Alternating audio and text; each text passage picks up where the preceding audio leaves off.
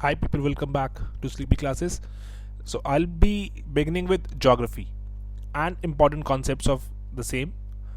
In this particular series, I'll be covering 25 important concepts of geography. This particular video contains 5 of them, and I've made this PPT in a way that you could answer your questions straight away. I've given you points, but while moving along, I'll be discussing a few concepts, a few nitty-gritties as well, so that your concepts are crystal clear. Alright, so let's begin. Concept number 1: factors influencing temperature of a place. What are the factors that influence temperature of a place? First is latitude. Latitude is your distance from equator. How far are you from equator in terms of degrees? 0 degree latitude is equator, 15, 30, 45, 60, and as we keep moving up, 90 degree is pole, north pole, similarly south pole. Distance from equator or latitude, it affects your temperature. We know that this is warm here, and as we keep moving up, it keeps getting colder.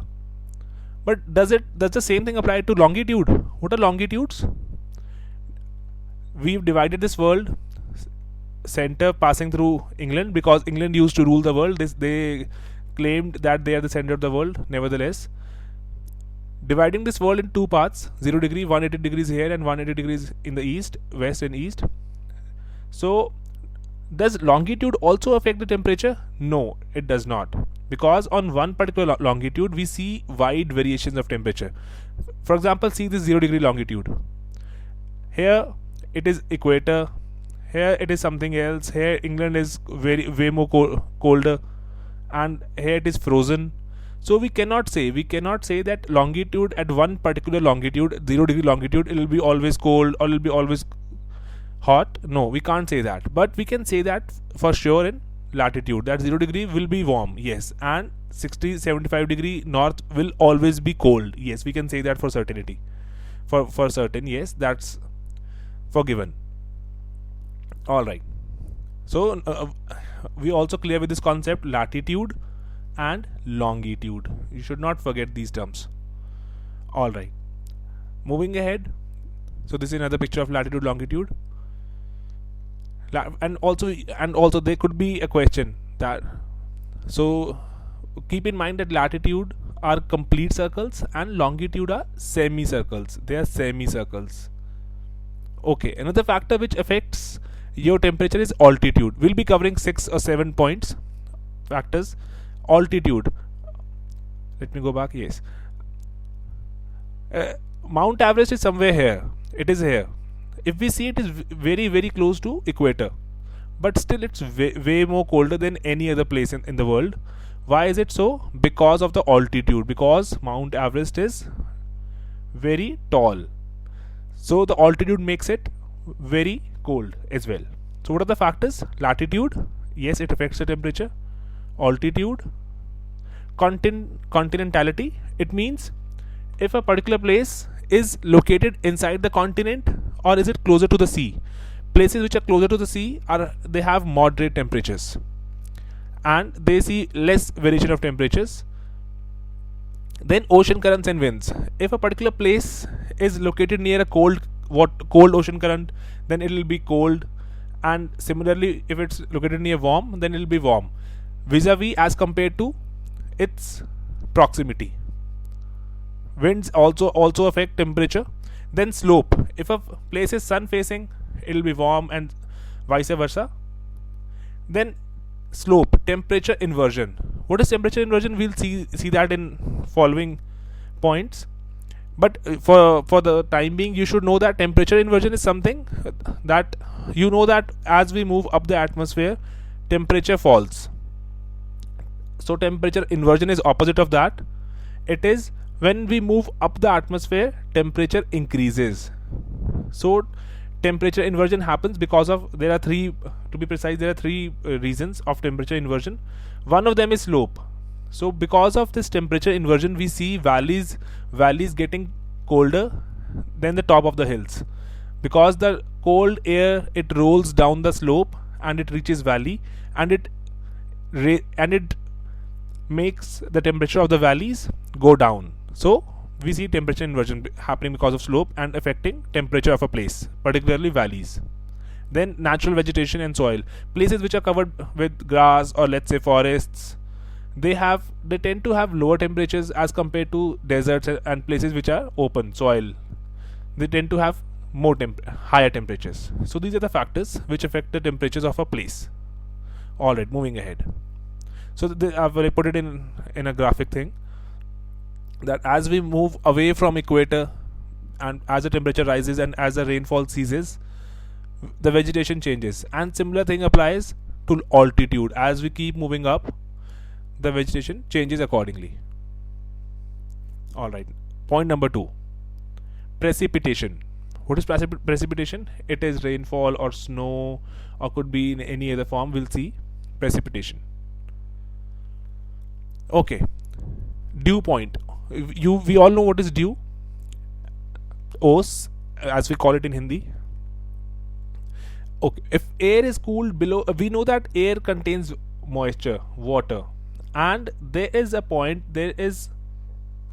particular temperature called dew point, and if air happens to cool below that water condenses. If the temperature of air falls below dew point, the water of the air condenses and we see water droplets.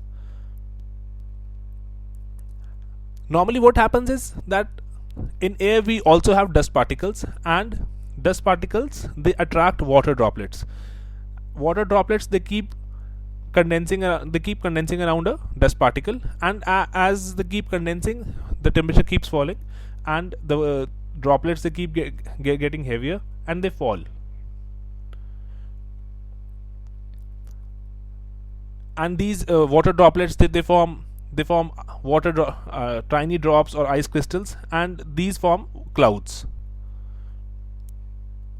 If they condense at ground level, not at higher atmosphere where they form cloud, if they condense at ground level, we see haze or mist or fog. It does not lead to rain, but yes, it becomes fog. We see that in winters very often, that water droplets, they condense, but since they are not at higher altitude, they cannot form clouds. It is like clouds on earth, on surface. And what is hail? And it is when the moist air, it ascends very rapidly, it goes up very rapidly. The water vapor cools suddenly and it falls down. It cools to such an extent that it becomes snow. Rather, it hardens and becomes ice, and they fall in the form of hails.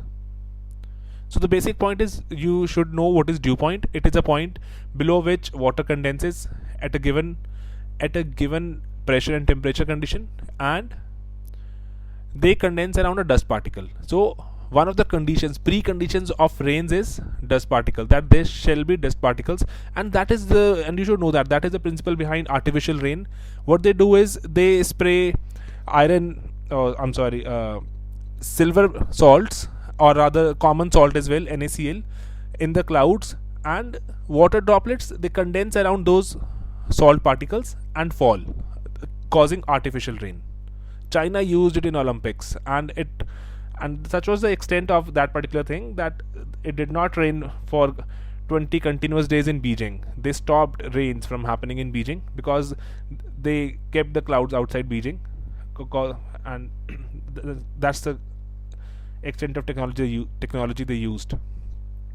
There's a cartoon about it, and these are water particles inside the air.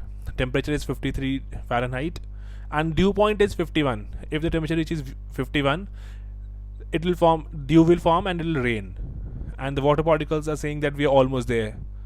Then temperature goes on 52 and they're getting ready, and as the temperature reaches 51, they're saying let's do it, and they fall. Okay, that was a poor joke, I'm sorry.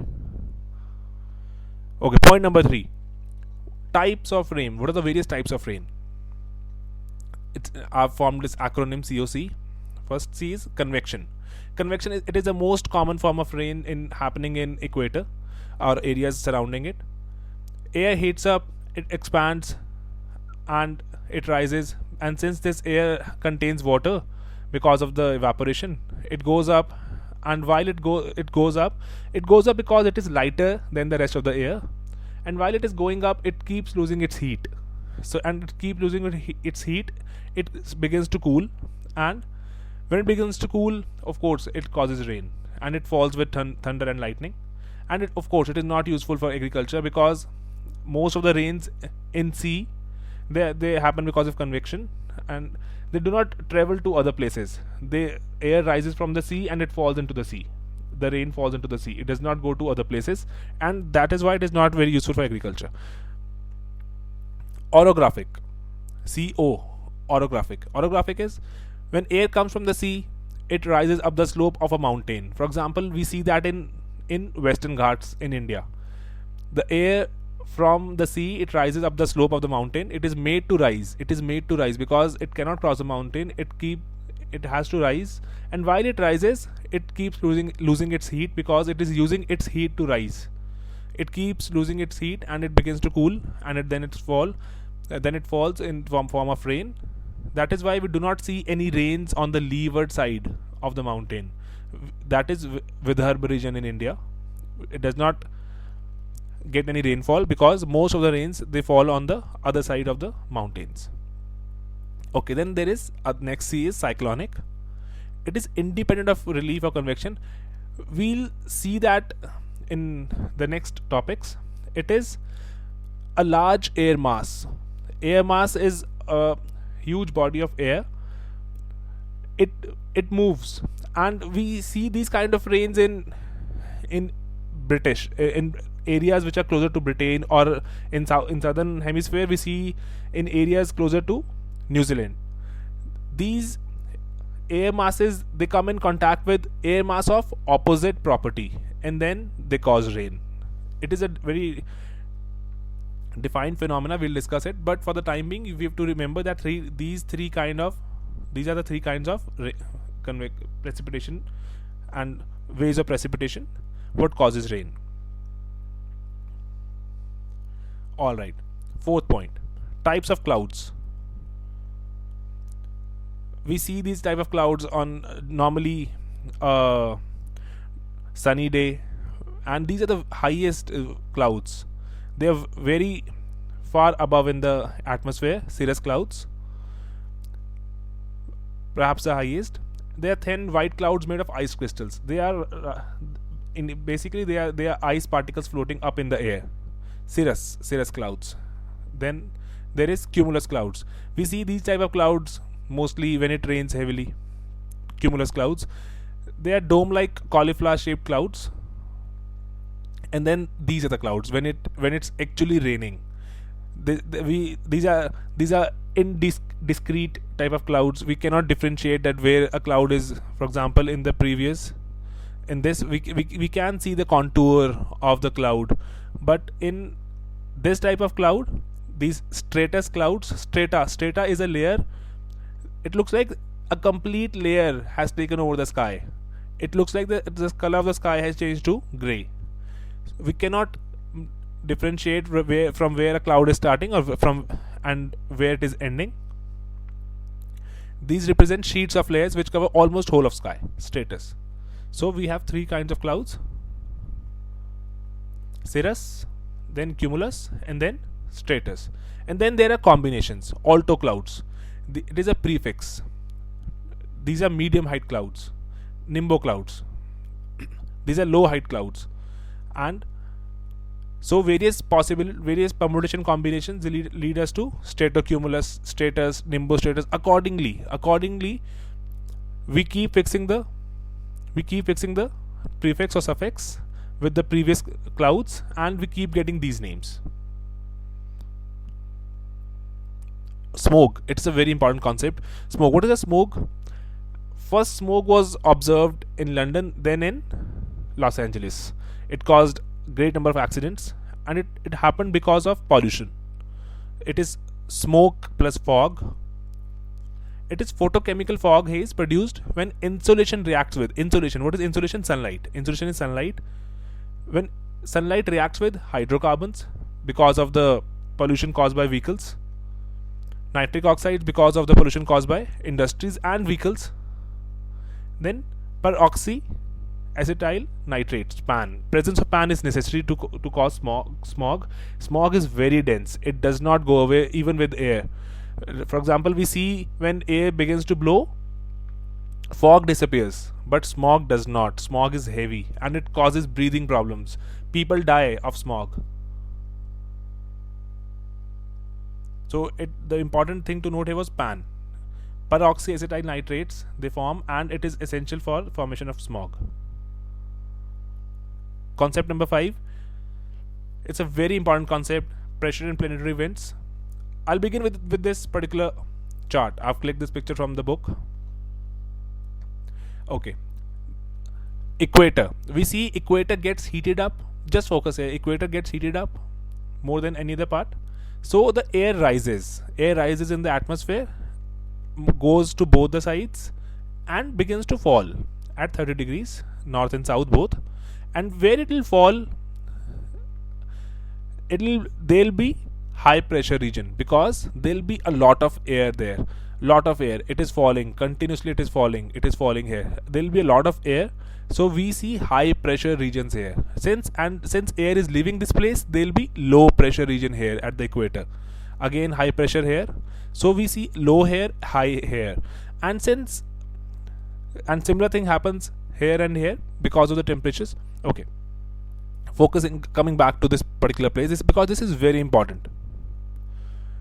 We see that air, high pressure, it contains a lot of air. There's a great volume of air present at this particular place. So air tends to leave. It leaves and it moves towards low pressure region. These are surface winds and these are upper atmospheric winds. This is upper atmospheric movement and this is surface movement. This particular wind is blowing on the earth's surface and this is upper atmosphere. So the cycle is completed, and similar here as well. So that is why we have low pressure, high pressure here and high pressure here. And if you have to remember it, you can remember low, high, and similarly low, high. Alright. So this is the movement. You might wonder why it is not coming straight. Why is it tilted? We'll see that it is because of Coriolis force. Coriolis force which turns the winds. All the winds, they are tilted. You might have noticed that. Alright. And these are various names given. We'll discuss them. The important concept to know here was that at equator the wind leaves into upper atmosphere and descends to at 30 degree north and south, forming high pressure areas, and air leaves towards low pressure areas, causing wind system to begin. These are winds blowing on the surface of the air. Alright. So that is why we have at equators we have low pressure area, because air expands and it leaves and falls at high pressure belt. Doldrums. You should remember this name, doldrum. This is the area surrounding the equator, because the air is leaving and because there used to be less turmoiled air here.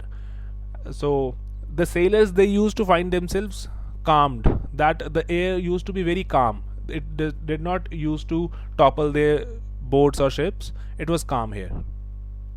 Then 30 degrees subtropical high.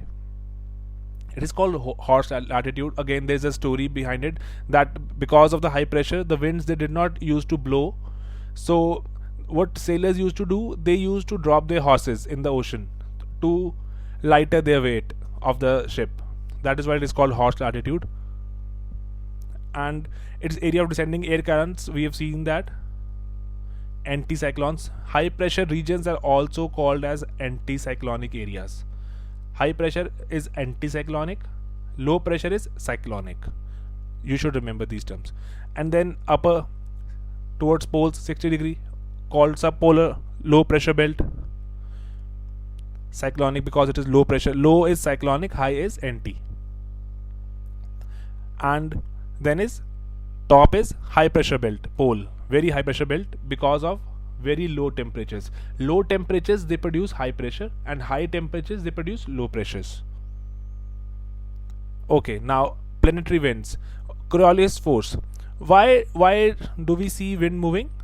Wind changing direction? Because of the Coriolis force, because the earth is rotating, and rotation of earth, it causes an angular force on the winds, causing the winds to deflect. So you should remember this rule of thumb. In northern hemisphere, the winds, they tend to turn to right. Whenever, whichever direction they are blowing in, they will turn to right. Whichever direction, if either they're blowing downwards or upwards, they will turn right. And similarly, in southern hemisphere, they will turn left. This is the rule of thumb. That's it. Northern hemisphere turn right, southern hemisphere turn left. It was developed by Ferrel. That's why it is called Ferrel's law of deflection. Okay, let's move to the picture. First of all, I'll come back to this. Look at this. This is a high pressure region. And wind is moving out of it. Because of the Coriolis force, the wind is getting deflected. It should have moved this way straight, but no, it gets deflected to its right. This is getting deflected to its right. So we see that a rotation has started. This is clockwise wind flow because of the Coriolis force. Deflection is right. It begins. Similarly, if it is a low pressure area, wind is coming in, everything is coming in. Change this. For example, look at this particular arrow. Change it to right here. This particular arrow, change it to right here, and an anti-clockwise cyclone forms. Low pressure cyclone, high pressure anticyclone. So you should remember this thing as well, that anticyclones are clockwise and cyclones are anti-clockwise. Vice versa in South Pole. That means in South Pole, cyclone will be clockwise. In southern hemisphere, not South Pole, I'm sorry. In southern hemisphere, this particular anticyclone will be opposite, anti-clockwise. All right, coming back.